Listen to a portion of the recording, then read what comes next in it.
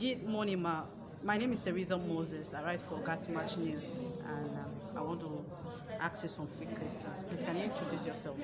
Nice to meet you, Teresa. Nice to have been with you through this couple of days. I'm Khadija Ibrahim Nuhu. I'm the Spotlight Initiative Communications Coordinator at UNICEF.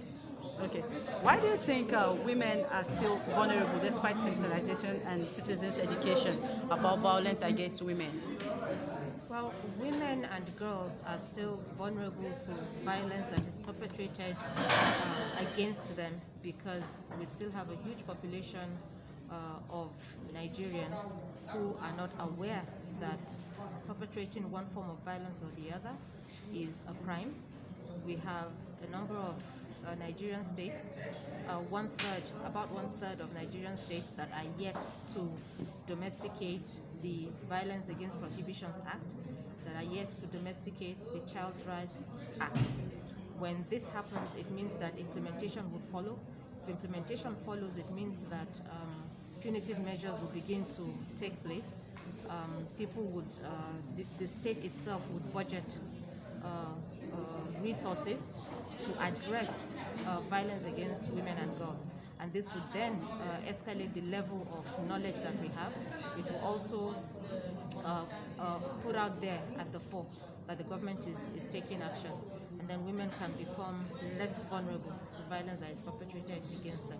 Women will also become less vulnerable because they now know that there is help, around the corner, because they know they have a voice. There are people who are available and amplifying their voices. So it takes for women and girls to feel safe, speak up, know where to find help, for them to begin to feel and actually be less vulnerable to violence. Okay. The next question is, there are some factors or things women do that predisposes them to wanton violence. In your view, what are those things that instigate such violence? Thank you for asking in my view, because in my view, there are no actions, there is nothing that a woman does or that a girl child does that should predispose her or expose her to violence. There's nothing. There's no argument out there that holds water. Women are as free as their male counterparts. Girls are as free as their boy counterparts. That they should not be seen as, oh, she did something, and this is what predisposed her to being violated. What did a 2-month-old baby do? What did the 6-month-old baby or 1-year-old girl child, what did she do? What did she say, to predispose her? There's nothing. There's no just act. There's no justification to say a woman did this and that was why she was exposed or predisposed to violence. Are there environmental factors? Are there social and economic factors that predispose women to violence? Yes, but it's not what the woman or the girl child does that predisposes them to violence. Okay, that takes me to the next question, which is, there are some domestication of legalization that appropriates action against violators. Where are such efforts not paying off? I wouldn't say they are not paying off. Okay. Because in states that the Violence Against Prohibitions Act, Violence Against Persons Prohibitions Act, which is a general cover for any kind of person, it's not specific to women or girls. In states where they have been domesticated and have been implemented and are funded, we see that justice is being served. We see that people are becoming more aware of that particular policy, that act. In states where the Child Rights Act has been domesticated and adapted and been implemented, you take Kaduna for example. Those states, and Lagos also as an example, those states have a good record. They have a daily and live record that shows how many cases are reported, how many are prosecuted. Is the the rate slow? Yes, it's slow. Is the system able to accommodate all of the instances, all of the cases that are reported? Probably not. So there might be the pace of prosecuting and getting to the end of those cases that are reported and persons that are reported might be slow, but it doesn't mean that it's not working. Where the laws have been appropriated, where they have been adapted, it's working. It's working, but the pace is slow. Okay. I do some punitive measures, not harsh enough to dissuade perpetrators. That's exactly the thing. You see, the laws we had in place in Nigeria, some of those laws would require that a perpetrator pay less than 3,000 naira, stay in jail for less than 2 years. So, of course, that wouldn't, such policies and such laws would not dissuade. The Child Rights Act enables the adaptation or domestication of the Child Rights Act, enables each state to be able to now pen down the punitive measures. And we're hearing really harsh punitive measures that states are adopting. In Kaduna, for example, the Child Welfare Act, and I don't want to quote wrongly, but I think the penalty is more than 15 years in Kaduna for violating a child. I think it's more than 15 years. In terms of defilement?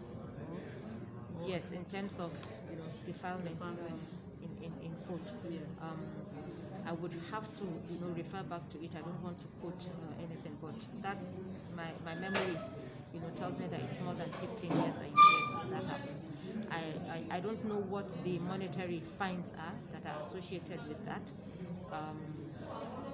but that much I know, that the states, there are states that they've had proponents proposing even castration.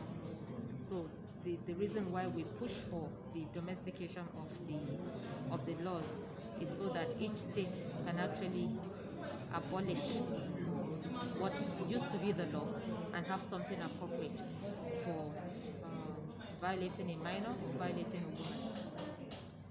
So it's going to be a general punishment for all states or for different states?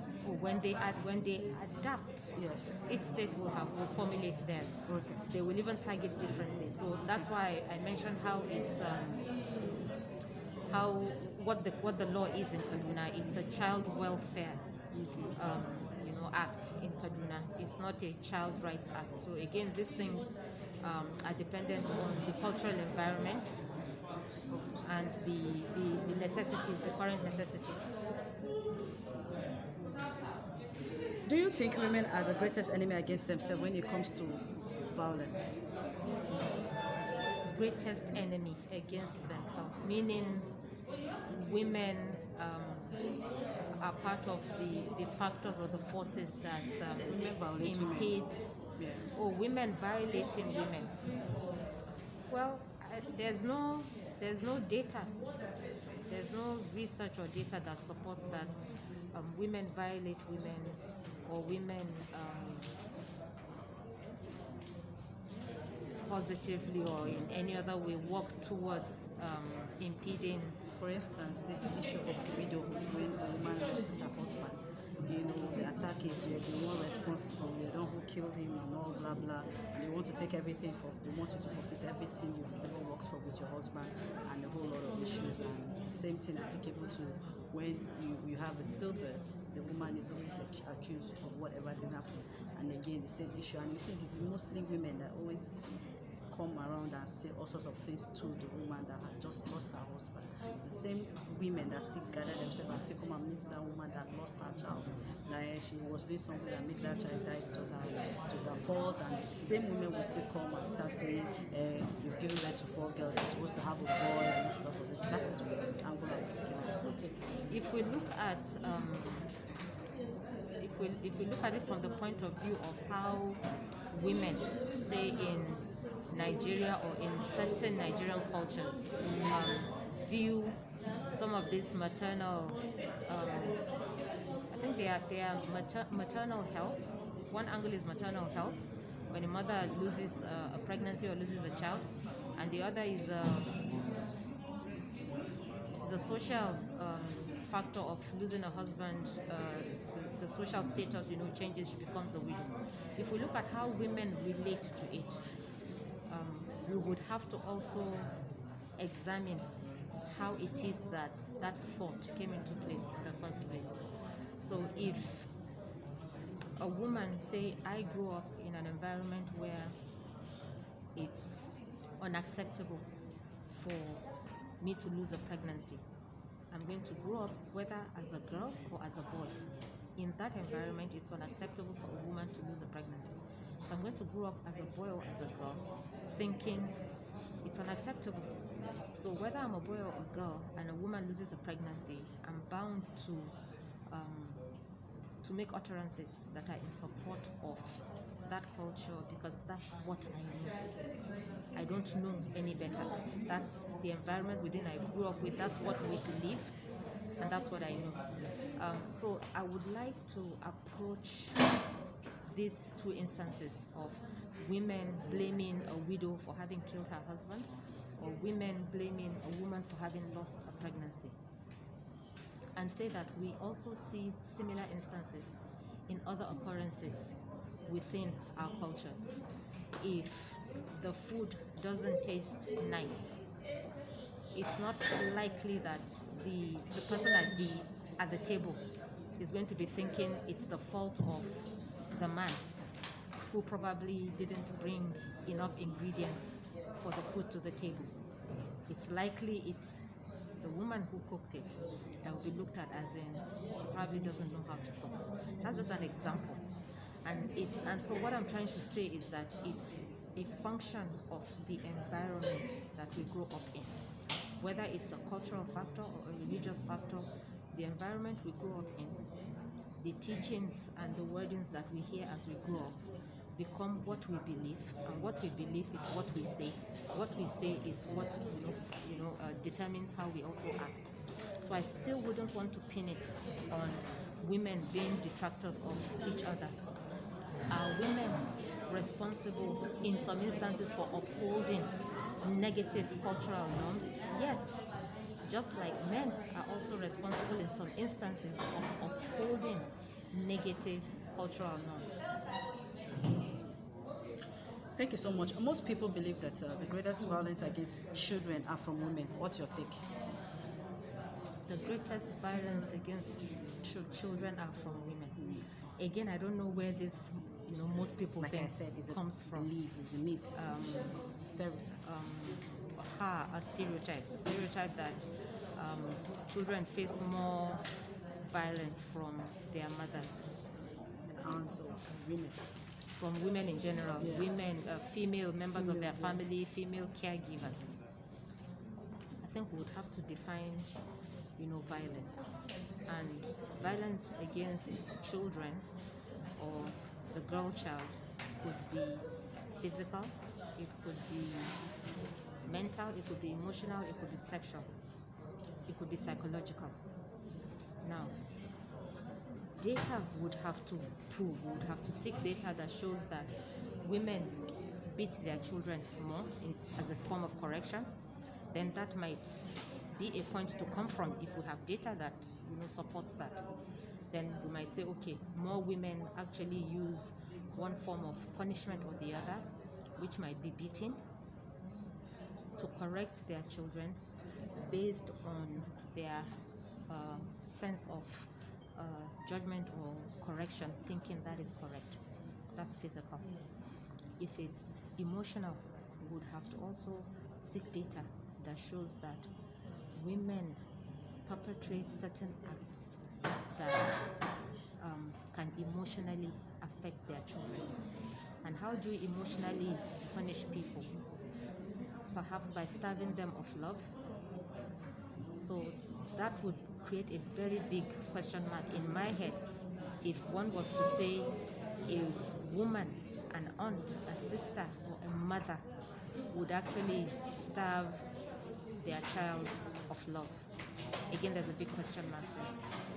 Let's look at mental, being abusive, and then also using other forms of violence against a child, a girl child.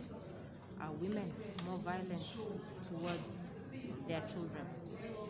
Then we look at psychological, a combination of physical, a combination of also mentally abusing a child, plus starving them of love, which could then automatically lead to instances where the child is psychologically affected, requiring not just, because that might not show physically, requiring emotional support, requiring psychological, mental support.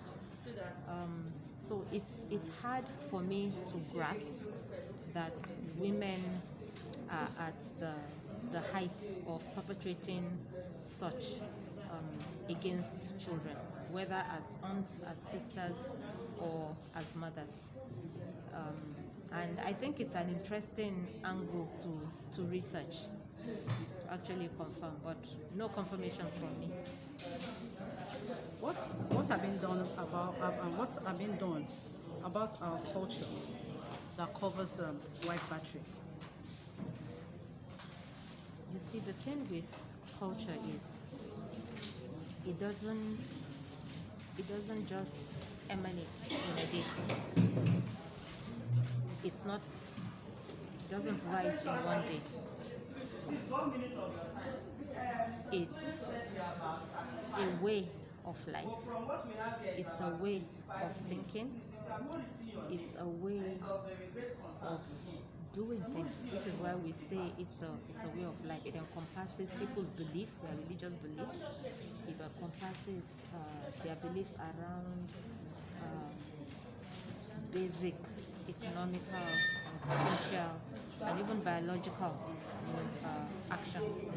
Biological in terms of, let's say, example, reproductive.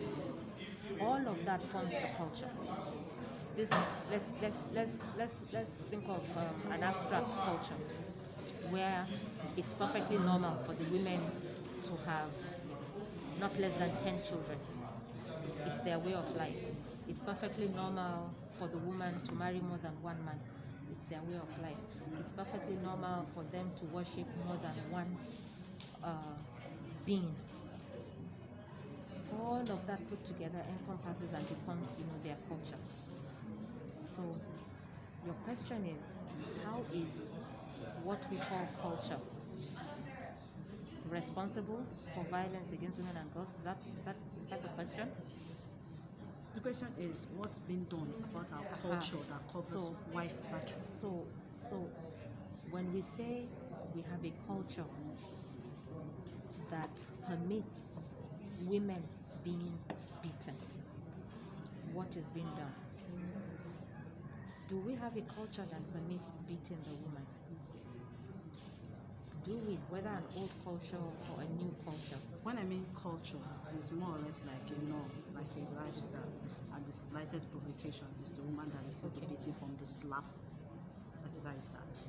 Okay, so in this instance, we're saying what's been done about it? What is the Spotlight Initiative? Yes. That's the question yes. now. Doing about specifically about spousal violence. So let's understand first that spousal violence can be both ways. It can be the woman inflicting the violence, and it can also be the man inflicting the violence. But in this case, we're looking at men inflicting the violence. What is the Spotlight Initiative doing? Yes. From programming in terms of prevention to programming in terms of services to programming in terms of supportive environment, which includes the policies, ensuring that policies are in place, ensuring that the policies are funded, to training the service providers to ensure that they are qualified and they are fully equipped to carry out their duties, to working with media to ensure that media has a good understanding of the gender dynamics in Nigeria, media has a good understanding of how rampant violence against women and girls is, to working with the law, with the arm of the law, that's the Nigerian police, to ensure that they are also equally trained and they understand the repercussions of violence against women, so that at every single point that I've mentioned, people at those levels are able to respond. Our policymakers are able to respond. Those in governance are able to respond by implementing those policies, work with the policymakers, get the policy out, get the governors, get the president to lend his voice and to put money down so that there's implementation, get the service providers to ensure that they are equipped, they are ready, the safe houses are there, and the clinics are there to attend to those who have it, get the media to amplify everything that is happening at every level, at the policy level, at the implementation level, at the service delivery level, and at the prevention level in the community. That's what we're doing in general, and in general is inclusive of spousal abuse, which could not only be the slaps and the beatings. It manifests in so many ways. It can be economic. If a husband who has power over his wife in the home starves her of money, starves her of the ability to earn money, that's also abuse. So, and abuses that do not show physically are actually more detrimental to the psyche and to the well-being of the woman or the human being compared to the physical ones, which are easily seen, even though physical abuse can also lead to death. It's what I appreciate here, but it's not so much in terms of violence against women and girls. And the success story is amazing. But my question is, what is the challenge so far? I can give you a snippet into the challenges. And why do I say snippet? Because my purview is communication. So I'll probably be able to speak more to that, as opposed to every single component of the project. In general, the one challenge is when you start with the policies, because typically for an intervention you want there to be an enabling environment. What makes the environment enabling?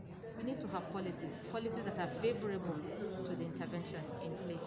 So enabling environment, the policies, as I mentioned when we started this discussion, that about a third of the states are yet to domesticate the two policies that would actually set the pace, create the enabling environment. And the next thing is to also approach, behavior change. That entails that we put in preventive measures, and then we put in engagement. Engage people on all platforms. Engage them through all media arms. Engage them at a campaign level, at a national level. Engage them at the community level, at the grassroots level. So there are challenges with every step of the way. Just starting with the laws. Moving on to where the laws have been domesticated, the states that have domesticated, it needs to be funded. A policy that is a policy on paper is just paper. What makes a policy is when government attaches a budget line to it. So there's money to fund it. So the programs in the states and the institutions that are supposed to move it forward, when they are funded, then they can begin to implement. Then the police can do their part. Then the Ministry of Women Affairs can also do its part. They can set up the surveillance rooms. They can actually make the surveillance centers high-tech. They can also ensure that they have safe homes where women who require that kind of help can go. The services should be free.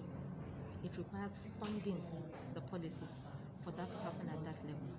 Beyond that, people need to have a better and wider knowledge of the situation. Nigerians need to know the scope and the impact of violence against women. So that's at the community level. And at each step of the way, we have challenges, despite that a huge leap has been made, because the project started off with people not talking about it. It was a big taboo. Now we are hearing of increased number of cases because more people are speaking out. Because more people are speaking out, and that's something, to count. Okay. Yeah, I want to talk about what is Spotlight Initiative doing in the area of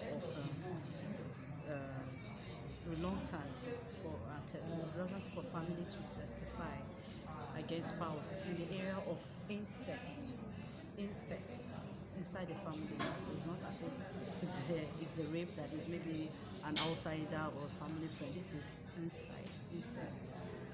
It's a serious issue in terms of culture. We found against it. So this is a behavioral issue that requires a behavior change response, to it.